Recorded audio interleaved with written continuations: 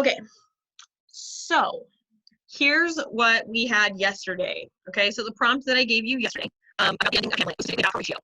Because the odds that you might get, so there's basically a few basic prompt types that you might get when you're taking the exam in 2 weeks.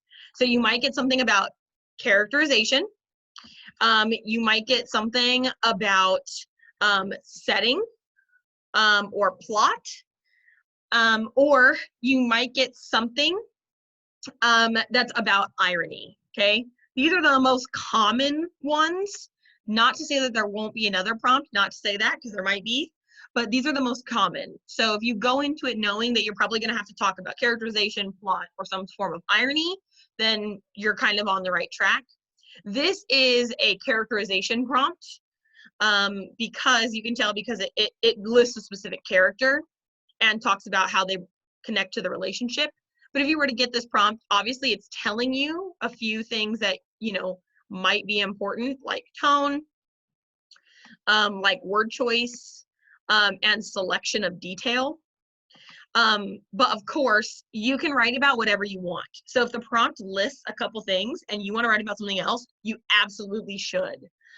So we know that this is going to be talking about Horatio and his complex relationship with other characters. Specifically, the best person to pick would be obviously his relationship to Hamlet. So that's what I'm going to focus on here. So these are some thesis statements that students had written. And by the way, you can definitely be unmuted for this. You don't have to be quiet today for whatever reason. I know you guys love being quiet. You love just sitting there and like pretending you're attending class, but you're actually just like doing something else while I'm talking. So we have 4 different thesis statements here. So the first one says, although, so we know we're getting a subordinate clause here, although Hamlet throughout, that should be one word, throughout the play belittles everyone he encounters, great word choice. And this is telling us something about who Hamlet is as a character, which is good because we know that this is a characterization prompt. Horatio is treated with respect and trust by Hamlet's, there should be an apostrophe, honesty and his fabricated plan against Claudius. So this one's actually seems like it's focusing more on Hamlet, which is okay because it's saying what's the relationship between Horatio and other characters. So this is fine. So he's saying, okay, how does he treat everyone else? Hamlet belittles them. How is Horatio treated? With respect and trust. So I would say that that addresses the prompt. And that's good. That's good enough. You know, if you don't have time to write anything else, go for it. Another great thing that they said about this specific exam this year is they realized it's a really unique situation. The time's weird. The testing format is weird. And basically they said yesterday, you could still earn a 5 on this exam, even if your essay was incomplete, which is like crazy. Even if it's incomplete, even if it's not perfect, you could still earn a 5 on this exam. As long as they can tell that you have the analysis there, you might be able to earn a 5, which is awesome. The only thing that we might notice in this thesis statement is what? There's something missing in this thesis statement. Can you guys tell me what's missing? The subordinate clause? Nope, there's a subordinate clause, although Hamlet throughout the play, comma, that's a subordinate clause. There's something else that's missing. Epithets? Yeah, you might want epithets. Epithets would be good. They're definitely going to be helpful. But there's something missing that actually makes it a thesis statement. There's something missing.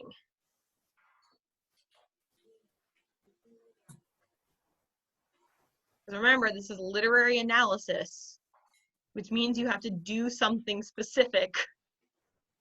Not evidence. No, okay. You don't need evidence in your thesis statement. Go ahead, Manisha. Oh, no, I was going to say the same thing. Nope. Oh, you guys, you need the devices. You need the techniques. Oh. That's what this whole part of the prompt is about. Yes, Hamlet does belittle people. Yes, he does treat Horatio with respect. But how is this developed through Shakespeare's writing? Is it through tone? Is it through word choice? Is it through what? What is it? Horatio belittles everyone he encounters with his something tone. However, you can tell that Horatio is treated with respect by Hamlet's choice of words, right? Like you need to tell me what devices, oh, I'm gonna try and write it. Oh, that doesn't make any sense. I should have used the typing thing. This needs devices. If this is all you get as a thesis statement, that's fine. Because like I said, remember this year, they're gonna give you, you could earn a 5 even if it's incomplete. But keep that in the back of your mind that you need to talk about the choices that the author makes. You have to talk about author's choices. So we're gonna skip the second one and actually go to the third one, okay? Despite the fact that Horatio and Hamlet equally respect each other, great, we have a subordinate clause. Shakespeare's use. This is a good way to say it. Shakespeare's use. We need that author's literary choice in there somewhere. He uses Horatio's passionless state. Passionless state. That seems like it might be hard to defend. Compared to Hamlet's emotional and indistinguishable passions. Okay, so characterization creates a battle of interest, conflict, in whether Hamlet should pursue his own ghost or not. So if I were going to see this as a thesis statement, I would assume that two things are going to be talked about here. We're going to talk about character changes, and we're going to talk about conflict because of the way that this is written. But I don't actually think that that is where this student is going to go with this prompt. I think what they're really going to do is they're going to talk about tone and they're going to talk about word choice. But their thesis statement doesn't lead me to believe that. So you need to remember that you have to include your choices in there somewhere. So if we go back to the second one, even though the insane Hamlet, there's our epithet. And you might notice that Hamlet is lowercase here. The good news about this exam is that you're going to be able to use Google Docs or Microsoft Word or something to write your essay. So you can actually use spell check. You can use spell check on this essay. So might catch things like that and remind you, oh, capital AZH. Even though the insane Hamlet did a lot of questionable things, nope, right here you've lost me. Nope. You cannot say a lot of questionable things. Which things? If you don't want to list them, just say questionable things for revenge. Do not say a lot. Much, many, a lot, a few, get them out of there. Unless you're going to give me specifics, don't tell me that. Get it out. That's dead wood. Get it out of there. The kind Horatio, okay, we've got an epithet, compares himself to an antique Roman than a Dane to express loyalty to Hamlet by going with him even in the afterlife. I would say save the evidence for your body paragraph. Save your evidence. So the kind Horatio expresses loyalty. Save your evidence for Hamlet by going with him even in the afterlife. Or yeah, so on the right track here, we're seeing some characterization. Again, what's missing? The devices, okay? Now let's go to our last one. Although Horatio is portrayed as loyal, subordinate clause, but intelligent, yes, there's that complexity. We want complexity. Something but something. Something, something, almost something. That's what we want. Remember, get that complexity in there. His decision to trust only Hamlet and his concerned and caring tone, there's tone, towards Hamlet but not others, shows his complicated relationship. Oh, you lost me there. Everything was good until here. Complicated how? Don't use words from the prompt. Don't just reword the prompt. What is his relationship to others? If you don't know, don't write about it. Okay? This one does sneak tone in there, which is great. But, all of these thesis statements actually are awesome. If you were to write any of these thesis statements on the AP exam, I would be ecstatic. These are awesome thesis statements. These are great. These are so good. They're so good. If you could go into the classroom right now and open up your file and look at the first essay you wrote and look at your thesis statement, you would be shocked. Shocked. These are awesome. These are so flippin' good. Yeah. Anyways, moving on. If you guys just practice writing for this test, you're gonna kick tail. You just gotta practice. Okay. Anyways, we're gonna move on. So, based on these thesis statements, which one do you want to pick? Let's do a little voting. I wish there's probably a way to vote, but I don't know how to do it. I'm sure that there's probably like a function in Zoom, but I don't know how. Which thesis statement do we want to use for our essay that we're going to like try and practice right now really quick? Do we want to use number 1, number 2, number 3, or number 4? Vote in the chat or vote aloud. Which one? Aloud. What did you say? Aloud. Vlad? Vlad. Okay, we got 2 votes for 3. Anybody else? 3. Okay, we're going for 3. They're all good. Like I said, if you wrote any of those on the exam, I would be so happy. They're all good.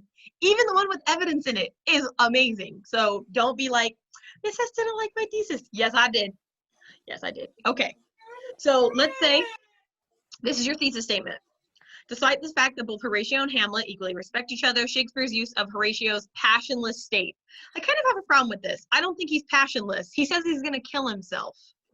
I don't think he's passionless. So what else could we say? We got to change this up here. How else could we talk about Horatio? Could we maybe talk about his word choice here or his tone? So if you see on the left side of the screen, I have the text that we're quoting pulled up. If you can see it. I think you can see it. Yeah, you can see it. How should we describe Horatio? Talk about his tone, talk about word choice, talk about something. His word choice. Okay, what about it? Um, What kind of word choice does he use?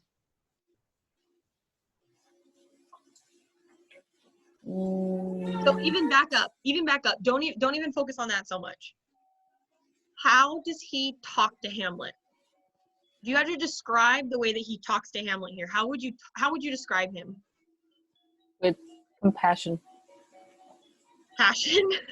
Compassion. Respect? Compassion? I'm gonna say no, not compassion. Nope, not respect. Give me something else. Worrisome. Wise? No. Worrisome? Okay, maybe.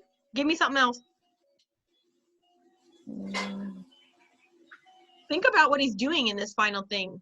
He would rather die with Hamlet in this moment than stay alive on his own. Loyal? Okay, maybe loyal. Loyal, give me something to adjust loyal. Loyal how?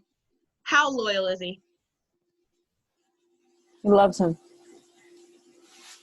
Okay, let's say loving loyalty.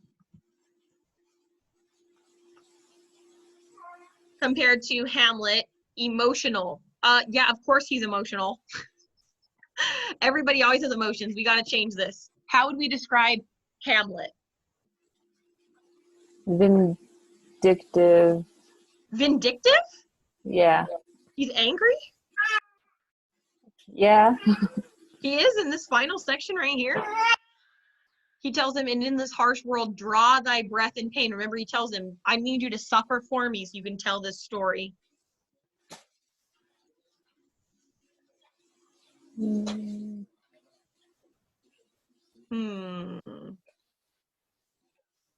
He's kind of being a little selfish because he's like, you need to stay to tell it. Selfish, okay. Yes, selfish. Okay, so Shakespeare's use of Horatio's loving loyalty compared to Hamlet's selfishness. There we go. Now we've got something we can talk about because that's a complex relationship. Because we have, despite the fact that they equally respect each other, so there's an equal respect, Horatio has this undying loyalty. And Hamlet is still at the very end selfish and wants Horatio to suffer. So see how we have to have that complexity. So if you have that subordinate clause saying there's an equal respect, yeah, they equally love each other. Except for Horatio goes further and Hamlet is selfish. See, now we have a tug. Now we have a tug here. And whether Hamlet should pursue his own ghost or not. We're gonna change that. We want to talk about the ending. We want to talk about the ending of this play. So Shakespeare's use of Horatio's loving loyalty compared to Hamlet's selfishness creates a battle of interests. It's kind of an interesting word choice there. Creates a battle of interests. But we need to talk about devices here. We need to talk about devices. So what's going on? What's going on here? Hamlet's dying and Horatio wants to die also. But he's Okay. the last survivor. Okay. So maybe what we should say creates a battle of interest in whether, maybe not in whether, in creates a battle of interests for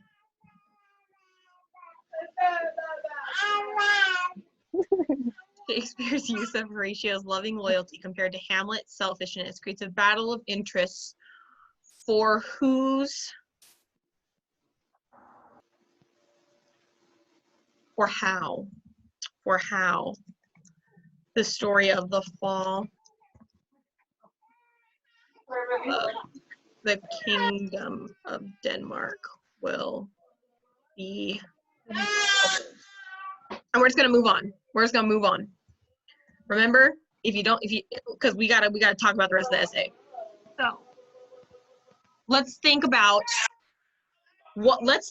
instead of thinking about what devices we want to talk about, let's think about what pieces of evidence we want to use. So let's say you've got a really good thesis statement like this. You got a thesis statement that talks about the complex relationship and it's talking about what's going on in the passage, right?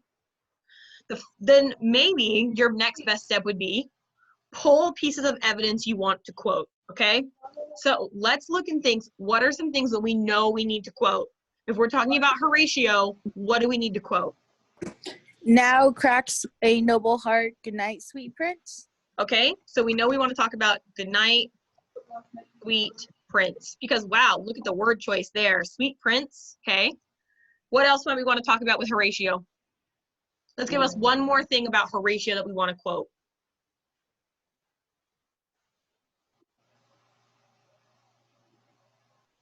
There's a really good obvious one here that we need to talk about. Antique Roman than a Dane, exactly. Because maybe you guys wouldn't have gotten that illusion on your own, but now that you know it, you should definitely talk about it. If you see any illusions, boof, you should be talking about those babies, okay? Now, what should we talk about with Hamlet? So let's look at his first little section. As thou art a man, give me the cup. O Horatio, what a wounded name shall live behind me. If thou didst ever hold me in thy heart, in this harsh world draw thy breath in pain and tell my story. What should we quote? From that first section of Hamlet's talking.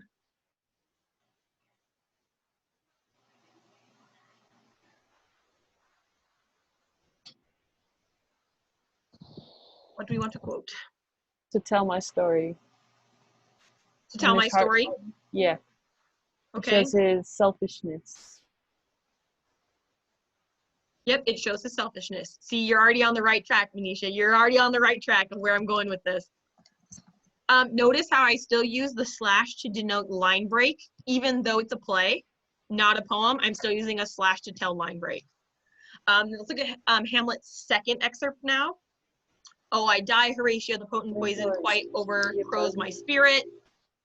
He has my dying voice, so tell him on the currents more or less, the rest is silence. What do we want to quote from that second Hamlet part?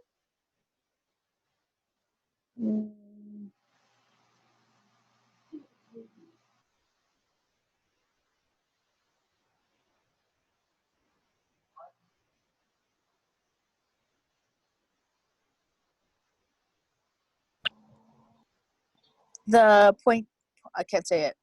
The poison part. The potent poison quite overcrows my spirit. That part? Yeah. Okay, so you want to quote.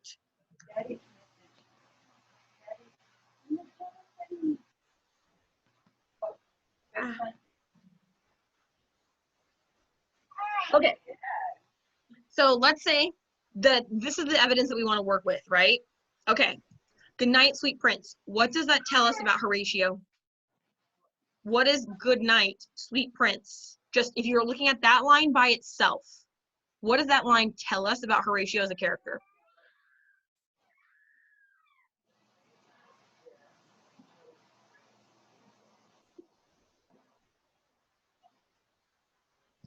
He wishes well for everybody. For everybody? No. Or for Hamlet. What do you mean wishes well? What do you Like, mean loyal, Philip? I don't see loyalty in this quote. So give me something more.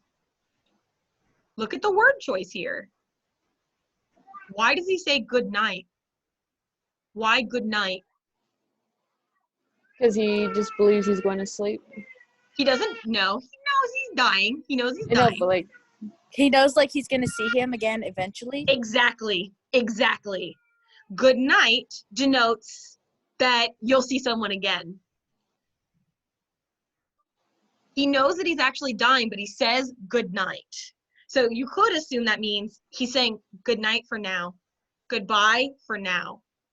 That sounds like loyalty to me. That is enough that you can argue loyalty. Okay, now tell me about Sweet Prince. Why Sweet Prince? What does that tell us about Horatio?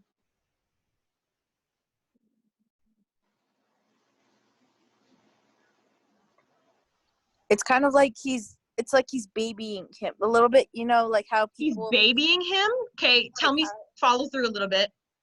you know, like how people say to like their children, they're like, oh, my sweet child, my sweet, they're like giving them that innocence and that like Okay, I maybe can't, there's I an can't finish maybe it. there's an innocence here. Okay, oops, I spelled innocence weirdly. Innocence. He loves Hamlet. Okay, maybe he loves him how? by understanding his motives. Okay, maybe he's understanding.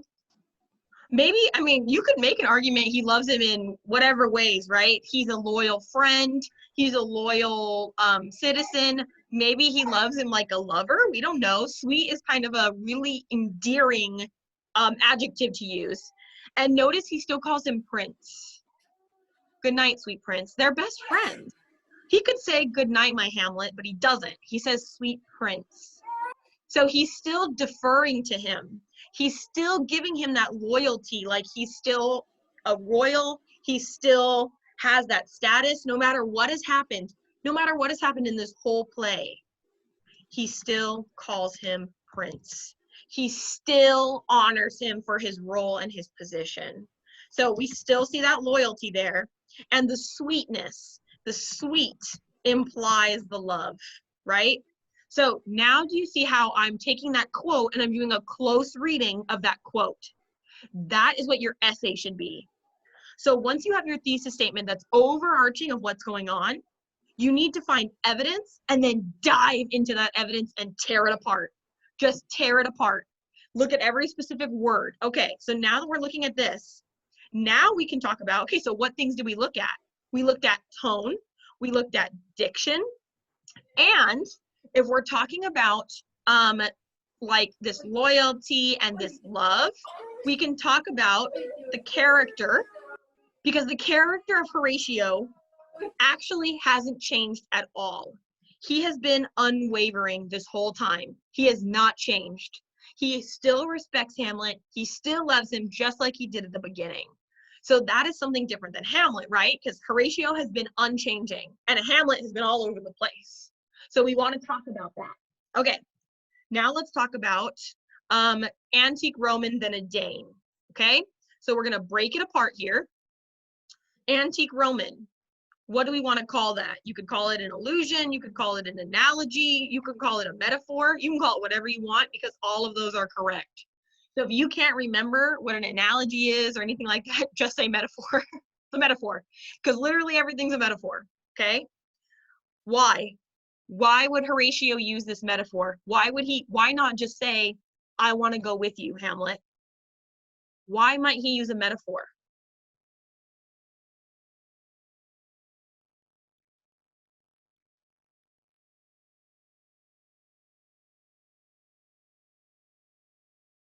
He's trying to relate to something more of a status. What do you mean more of a status? Like Follow that. Romans have a certain type of like characteristic of being strong and Exactly, right? So even if he takes his own life, he's comparing himself to the Romans. Why? You're there. You're almost there.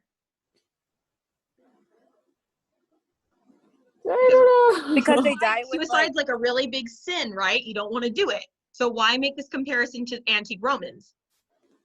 because the Romans, they kind of like symbolize like dignity, like they had dignity when they died, and they died with honor. Honor. Exactly. That's why he uses this metaphor. He's like, listen, if I do this, if I drink this poison, and if I kill myself, if I commit suicide, it's fine, because I've always felt more like a Roman than a Dane anyways. So he's comparing himself, he's making this metaphor and connecting to this noble, royal, honorable, dignified group of people, not Roman Catholic, Philip. No, not Roman Catholic. Ancient Roman. He says antique Roman, like ancient Romans, okay? We're talking about the fall of Troy. We're talking about, the gods and goddesses here. We're talking about that kind of Rome. So he's explaining his Julius death. Caesar. What? He's explaining his death like it not being in vain. Exactly. It's all worth it. Not in vain. It's worth it. Right. He's saying, listen, that's why he's making this metaphor, right? He's saying, listen, if I take my life, it's fine, because it's just like the Romans would do. And if you can remember any specific connections to the illusion, you can use it. But I'm assuming you guys don't know the connection that he's making here, which is totally fine. Then don't worry about it. But now you have a third thing you can talk about, right? You could certainly talk about tone again here, but now you can talk about the use of figurative language. So now you've got a really good thing that you can talk about. You can talk about tone, you can talk about figurative language, right? And of course, it tells you something about him as a character, which is great. But you remember, you're wanting to talk about as many devices as you can with as much reference to evidence. Sorry, my hair's driving me crazy.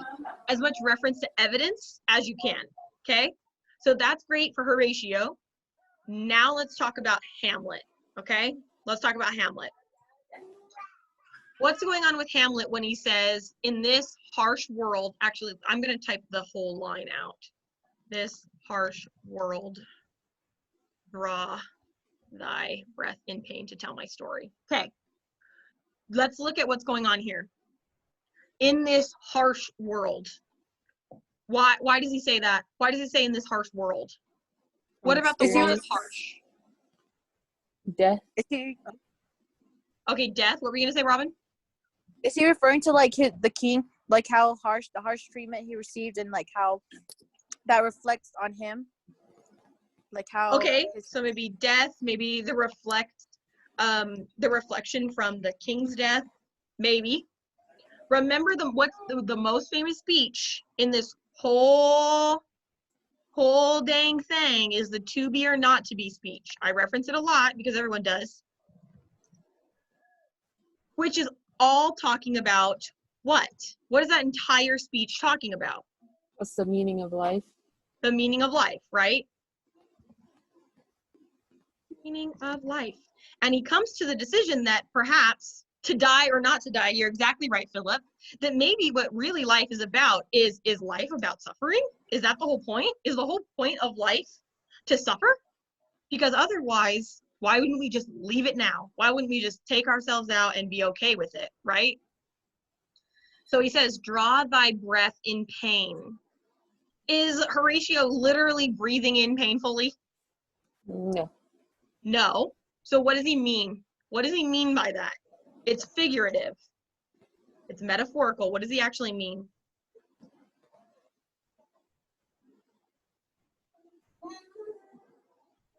When he says, in this harsh world, draw thy breath in pain. What does that actually mean? Make your breathing worth it or meaningful. Like when you breathe, it's you're still alive for a purpose. You're alive for a purpose. Philip says survive. Okay, let's put them together. Survive for a purpose, even though it hurts, right? Okay. Then he says to tell my story. To tell what story? What story is he referencing? What story does he want to tell? Hamlet's point of view. Of what? Of what? His revenge on the corrupt king. Okay. Revenge on corrupt king. Okay. So if we're looking at this specific quote from Hamlet, okay, what could we talk about here?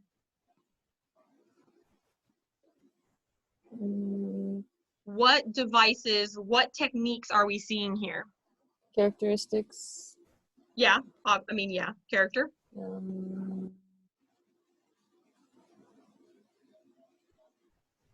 It's okay if you don't remember, like, if you don't have an exact word for it, if you're like, it's not really tone, but it's like, da, da, da, da. You don't need to have specific words.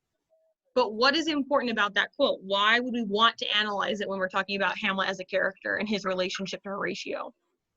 There's the one where giving unhuman-like characteristics to an Personification? Object. Yeah, like the Where? breath in pain. Breath in pain.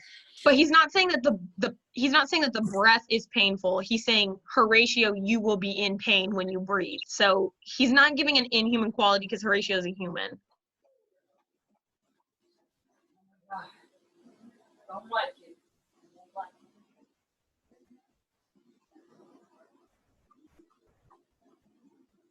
What other technique is going on here? It's literally one of my bullet points. Metaphorical. Yeah, which would be what? Metaphor. Yeah, figurative language. Great. Okay. Oh. Okay. And then let's say you don't know the word, but you want to reference, maybe you want to connect when he says, this harsh world, draw thy breath in pain. And then see how our second bullet point, we connected it to the to be or not to be speech, right? That's the theme of the whole play. The theme of the whole play is about the meaning of life. What does it mean to live? Is it to suffer? Do you have the right to take other people's life? Do you have the right to take your own life? Is that what it is? So, I mean, you could talk about it as this is a theme. You could say the theme here. Theme is a device, and you can talk about it that way if you want to. So you could say that when he makes this final quote, he's connecting it to the theme of the whole work and connecting it to his earlier soliloquy when he referenced this original idea. So you can say he's referencing an idea that he's been developing as the theme of the whole play. Okay, let's look at our last one. This one's gonna be hard because this is not a quote that I would have chosen. So why do we want to talk about this? The potent poison overcrows my spirit. What do we have to talk about here?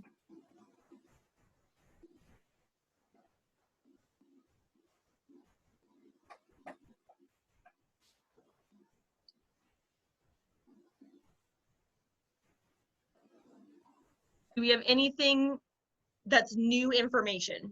Do we have anything that's not something we've already talked about in the other three quotes? Hamlet in the end somehow still lost. Hamlet in what? Like somehow in the end still lost. Like he was still taken over. Like he didn't exactly win, but he. What does that have to do with the quote? Ophelia? What do you mean Ophelia, Philip? Ophelia? What does that have to do with that quote?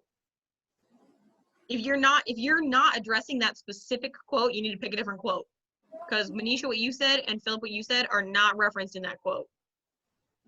But it's the poison that killed him. It kind of, right. It still made him lose in a way.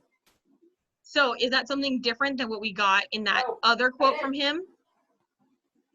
About his death and reflecting on his death from that quote beforehand? Or is it just telling us something we already know? I'm going to argue it tells us something we already know. If we're going to pick the quote where it says, in this harsh world, draw thy breath in pain, and he's talking about his death and reflecting on the king's death when he's telling his story, then we don't need a second quote that's saying he's reflecting on his death and how he died. We already know that from our first quote. Okay. So we need something else we want something that tells us something different. Otherwise, our essay is just going to repeat the same information.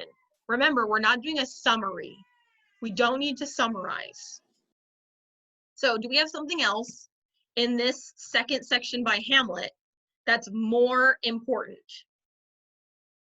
Do we have something that's better to talk about?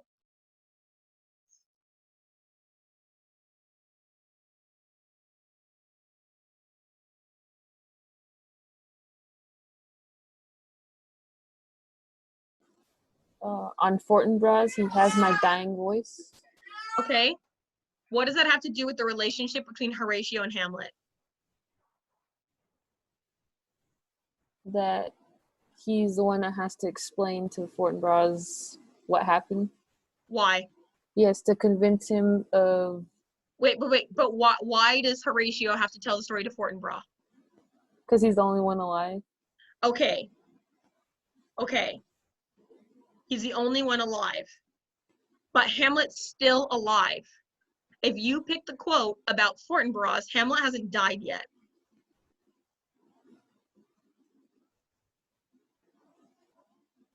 We want to talk about Hamlet dying, though. That's where you just told me, is that we need to get to the point where Horatio has to tell Fortinbras what happened because Hamlet's died. So I would argue a better quote would be the one at the end where he says the rest is silence, because we need him to die. We need to be able to talk about his death, right? Because that's really where we're going with this, because the harsh world, draw thy breath in pain, tell my story. He's reflecting upon his story and what suffering is and what it means, but the character hasn't actually died. And we want to talk about Hamlet's death. So if we use the quote, the rest is silence, we can talk about Hamlet dying basically in Horatio's arms. Okay? That's a more powerful image to talk about. So I would say we want quotes that tell us something different. So do you see how these quotes tell us something different about each character? We get good night, sweet prince. So we get that love, that loyalty. We get that antique Roman and a Dane. I want to die with honor and dignity, and I want to go with you, Hamlet. This harsh world, draw my breath in pain. It shows us Hamlet's selfishness. It tells us that he wants Horatio to suffer without him. And then the rest is silence is, this is it. There's nothing more from me. This is the last you'll ever hear from me, Horatio. We want things that tell us something different, not things that prove the same point over and over and over and over. Okay? So the rest is silence. We have this interesting idea of what is the rest? What could the rest be? Is the rest of the story? Is it the rest of his existence? Is it the rest of the kingdom of Denmark? What is it? And silence, what does silence imply? Is silence literally Hamlet won't speak anymore? Is it Horatio tell the story once and never again? Like literally tell the story and then never talk about it again. The rest is silence. Oh, I mean, so here's where we get complexity. So this is a good quote to pick because it's so complex. I'm kind of holding your hand through this one because I want to get us to the end of class, but so now you've got complexity, right? And this would be a great final point to make for your essay. So you've proven Horatio's loyalty, you've proven his love, you've connected it to the metaphor about dignity, you've showed Hamlet's selfishness because he wants Horatio to suffer, and then you get this complexity about their relationship. Hamlet's last lines to Horatio are ambiguous. They are confusing. They are unclear. He is not clear what he means, and then he dies. If that is not the most selfish thing you can do, I don't know what is. You're dying there. Someone says, please let me go with you. I don't want to live by myself. And he says, I need you to suffer for me. The rest is silence, and dies. And Horatio's now like, well, what the hell do I do now? What the hell do I do now? That is a great place to put it, because you can say the relationship is so complicated. Hamlet tells him as his final words, the rest is silence. Does this mean the rest of the story, the rest of his existence? The rest of Denmark? Denmark is no more? Is it silence because Hamlet's silencing himself because Horatio only should tell the story once and then be quiet about it? And so now we can talk about the tone in a complex way. What is the tone of this? Is this a command? You could say the rest is silence, a command, or perhaps perhaps begging, perhaps a plea, perhaps the wandering musings of a crazy person who has lost his touch with reality. It has so many different tones in it. You can talk about all of them. This ambiguous, confusing choice of words gives the Shakespeare implies that it could be read as a plea or a demand, and you, the audience, are just as confused as Horatio is. Boom, bam, mic drop. Okay. So, anyways, did you see how I went through this process here? We started with a really, really great thesis statement. Because if you don't have time to write an intro, and you probably won't, drop a banging thesis statement like that and move on. The next step I did was I pulled evidence. I pulled important evidence. So we have some evidence that really establishes good characterization, which is great. But then I also wanted to pull evidence that's metaphorical, so I could talk about the use of figurative language. And then notice that I didn't just pick 3 pieces of evidence, I actually picked 4, because in case you don't get to a conclusion, which you won't, pick a really, really good last piece of evidence that's confusing, ambiguous, unclear, complex, and that will function as your conclusion. That last piece of evidence is so confusing that you can talk about all of its complexities and talk about that as your final thing. This last thing leaves us just as confused and just as ambiguous as the characters. So their relationship is left ambiguous, and that is why Shakespeare chose to write it this way. Boom. Done. So that's sort of like a really good outline here of what you might want to do. Of course, while you're taking the exam, you could have a notebook in front of you and be doing this. You could be typing it out like this. You can do whatever you want. And I would recommend doing something like this, because now basically I have a blueprint. I know exactly what I need to write, right? I have my bullet points of what I need to talk about in each paragraph. I have my evidence already. I know I can easily embed it because I already have it. Boom, boom, bam. Good to go. Okay? Questions, comments, further things that you want to add, anything? I'm good. You're good? It's been a while since we've written, which is why I wanted to kind of help you walk through this. I would really, really, really recommend go to the schedule that I posted, click that link, and practice with that prompt on AP Classroom. Even if you don't write a full essay, just do this. Just do this. And then if you submit it, I can see it, and you can come to office hours tomorrow at 1 to 2, and you can talk to me about what you wrote. I mean, maybe even just do one. Pick one and practice. But you got to get back into this habit of practicing close reading and doing this analysis. Otherwise, when you get to the test, you're going to go like this. I can write a thesis statement and that's it. Okay? So go to Google Classroom, go to AP Classroom and try and practice that. Let me know if that link doesn't work and I can try fixing it as well. Okay?